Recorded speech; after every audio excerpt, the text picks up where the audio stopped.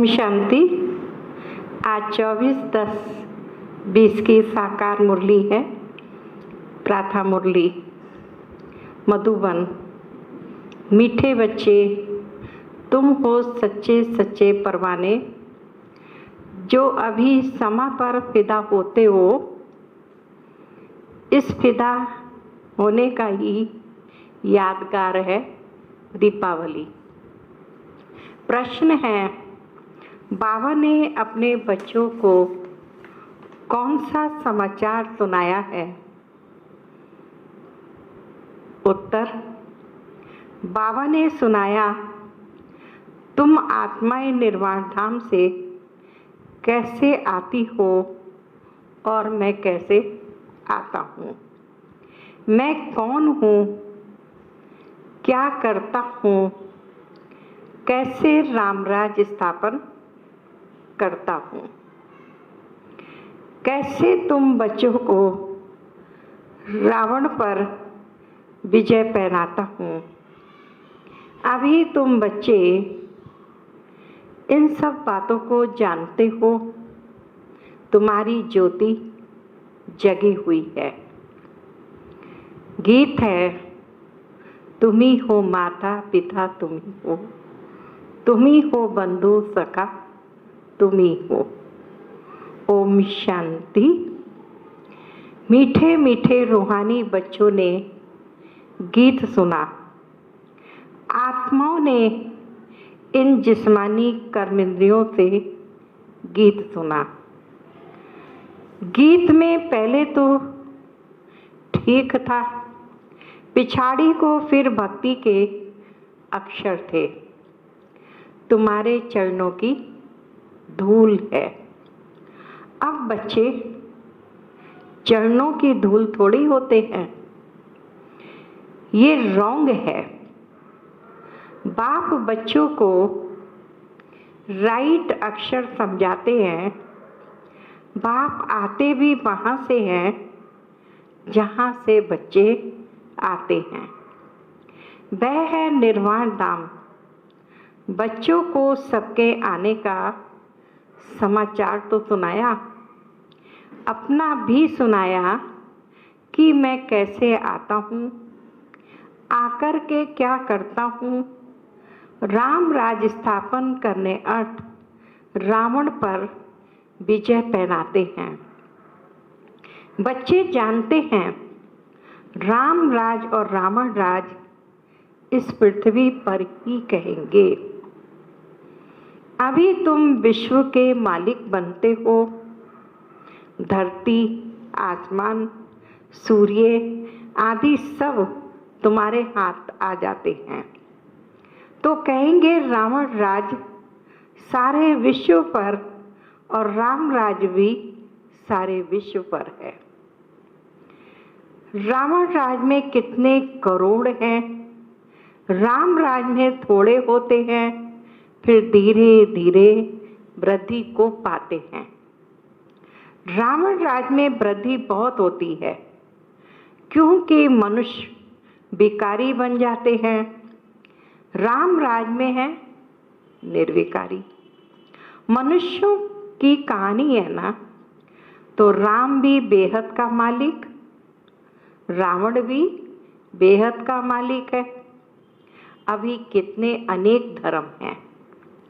गाया हुआ है अनेक धर्मों का विनाश बाबा ने झाड़ पर समझाया है। अब दशहरा मनाते हैं, रावण को जलाते हैं। ये है हद का जलाना। और तुम्हारी तो है बेहद की बात। रावण को भी सिर्फ भारतवासी ही जलाते हैं। विदेश में भी जहाँ जहाँ भारतवासी जास्ती होंगे वहाँ ही जलाएंगे। वह है हद का दशहरा। दिखाते हैं लंका में रावण राज करते थे, सीता को चुराकर लंका में ले गया। ये हो गई हद की बातें। अब बाप कहते हैं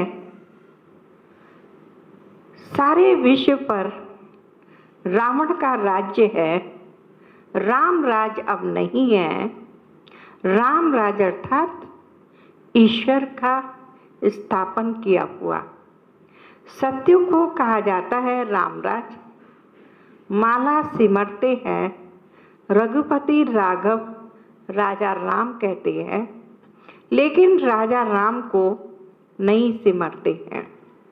जो सारे विश्व की सेवा करते हैं उनकी माला सिमरते हैं। भारतवासी दशहरे के बाद फिर दीपावली मनाते हैं। दीपावली क्यों मनाते हैं? क्योंकि देवताओं की ताजपोशी होती है। कारोनेशन पर बत्तियां आदि बहुत जलाते हैं। एक तो ताजपोशी, दूसरा फिर कहा जाता है घर घर में दीपमाला। हर एक आत्मा की ज्योति जग जाती है। अभी सब आत्माओं की ज्योति उजाई हुई है। आयरन एजेड है, यानी अंधियारा है। अंधियारा माना भक्ति मार्ग। भक्ति करते करते ज्योति कम हो जाती है, क्योंकि बाकी वह दीपमाला तो आर्टिफिशियल है। ऐसे नहीं कारोनेशन होता है तो आतिशबाजी जलाते हैं, दीपमाला पर लक्ष्मी को बुलाते हैं, पूजा करते हैं। ये उत्सव है भक्ति मार्ग के।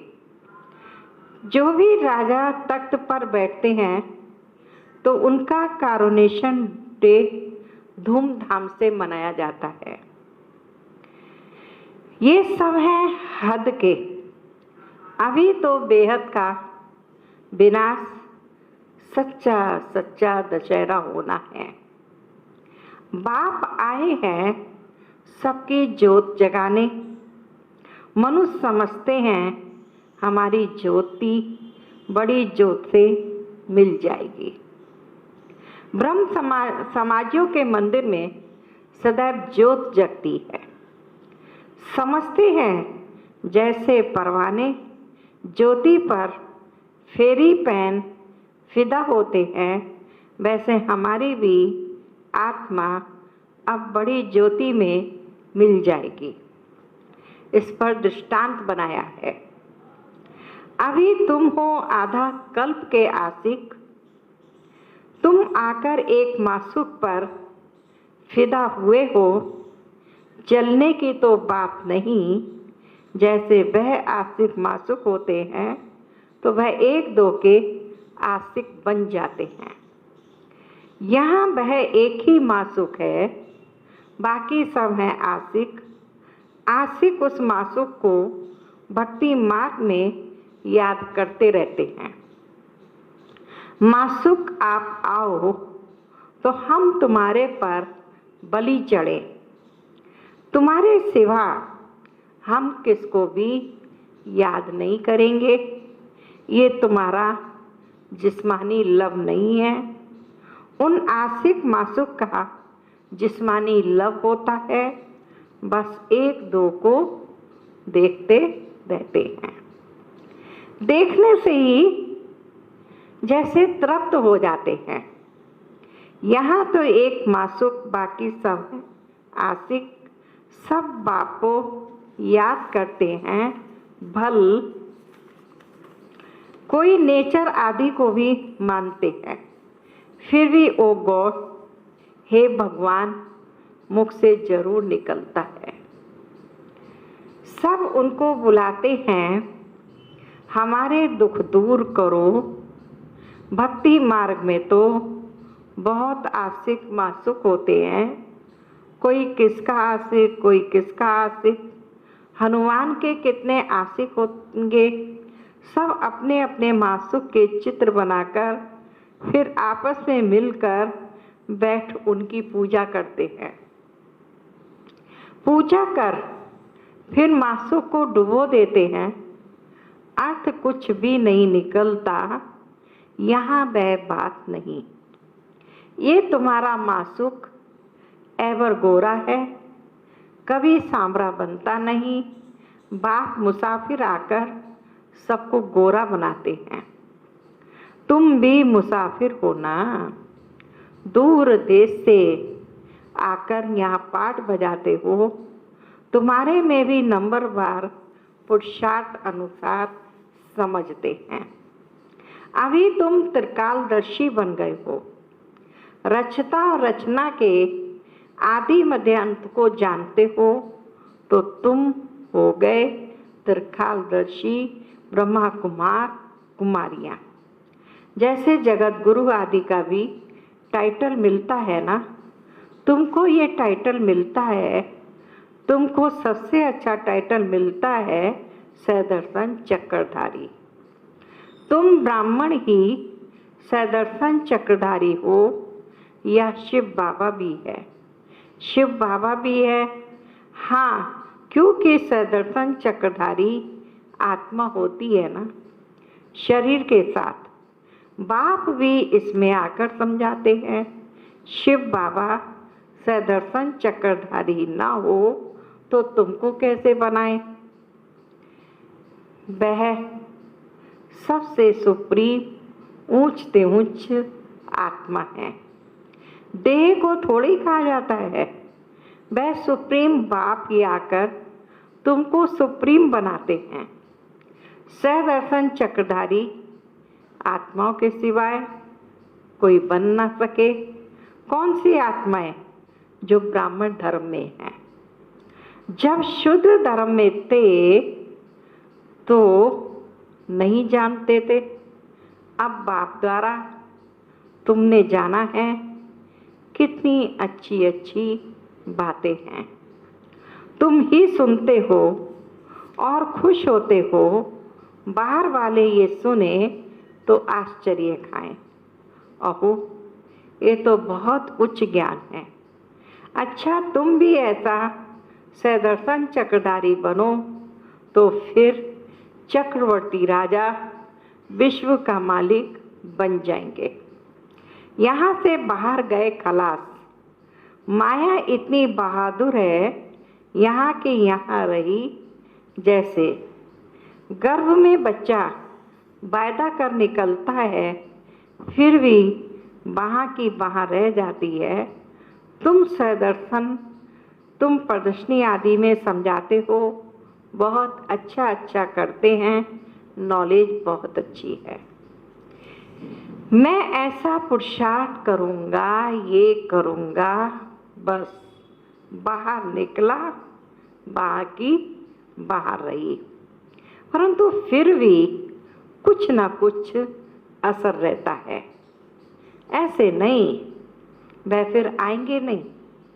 झाड़ की वृद्धि होती जाएगी। झाड़ वृद्धि को पाएगा तो फिर सबको खींचेंगे। अभी तो ये रौरव नरक है। गरुड़ पुराण में भी ऐसी ऐसी रोचक बातें लिखी हैं जो मनुष्यों को सुनाते हैं ताकि कुछ डर रहे। उनसे ही निकला है कि मनुष्य सर्प बिच्छू आदि बनते हैं। बाप कहते हैं मैं तुमको विषय वेतड़ी नदी से निकाल क्षीर सागर में भेज देता हूँ। असल तुम शांति धाम के निवासी थे, फिर सुख धाम में पाठ बजाने आए। अभी फिर हम जाते हैं शांति धाम और सुख धाम। ये धाम तो याद करेंगे ना। गाते भी हैं तुम मात पिता हम बालक तेरे, तुमरी कृपा ते सुख घनेरे। वह सुख घनेरे तो होते ही सतयुग में हैं। अभी है संगम, यहाँ पिछाड़ी में त्राही त्राही करेंगे क्योंकि अति दुख होता है। फिर सतयुग में अति सुख होगा। अति सुख और अति दुख का ये खेल बना हुआ है। विष्णु अवतार भी दिखाते हैं। लक्ष्मी नारायण का जोड़ा जैसे ऊपर से आते हैं। अब ऊपर से शरीरधारी कोई आते थोड़ी हैं। ऊपर से तो आती हर एक आत्मा है, परंतु ईश्वर का अवतरण बहुत विचित्र है। वही आकर भारत को स्वर्ग बनाते हैं। उनका त्योहार शिव जयंती मनाते हैं। अगर मालूम होता कि परम पिता परमात्मा शिव ही मुक्ति, जीवन मुक्ति का वर्षा देते हैं, तो फिर सारे विश्व में गॉड फादर का त्योहार मनाते। बेहद के बाप का यादगार मनाए, तब जब समझे शिव बाबा ही लिबरेटर है, गाइड है, उनका जन्म ही भारत में होता है। शिव जयंती भी भारत में मनाते हैं, परंतु पूरी पहचान नहीं तो हॉलीडे भी नहीं करते हैं। जो बाप सर्व की सद्गति करने वाला, उनकी जन्मभूमि जहाँ अलौकिक कर्तव्य आकर करते हैं, उनका जन्मदिन और तीर्थ यात्रा तो बहुत मनानी चाहिए। तुम्हारा यादगार मंदिर भी यहाँ ही है, परंतु किसको पता नहीं है कि शिव बाबा ही आकर लिबरेटर, गाइड बनता है। कहते सब हैं कि सब दुखों से छुड़ाकर सुख धाम में ले चलो, परंतु समझते नहीं हैं। भारत बहुत ऊंचते ऊंच खंड है। भारत की महिमा अपरम अपार गाई हुई है। वहाँ ही शिव बाबा का जन्म होता है, उनको कोई मानते नहीं है। स्टैंप नहीं बनाते हैं, औरों की तो बहुत बनाते रहते हैं। अब कैसे समझाया जाए जो इसके महत्व का पता सबको पड़े।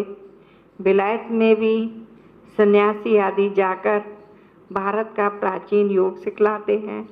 जब तुम ये राजयोग बताएंगे तो तुम्हारा बहुत नाम होगा। बोलो, राजयोग किसने सिखाया था? ये किसको भी पता नहीं है। कृष्ण ने भी हठ योग तो सिखाया नहीं। ये हठ योग सन्यासियों का है, जो बहुत अच्छे पढ़े लिखे हैं, जो अपने को फिलासफर कहलाते हैं। वह इन बातों को समझ और सुधर जाएं। कहे हमने भी शास्त्र पढ़े हैं, परंतु अब तो बाप सुनाते हैं वह राइट है, बाकी सब रॉन्ग।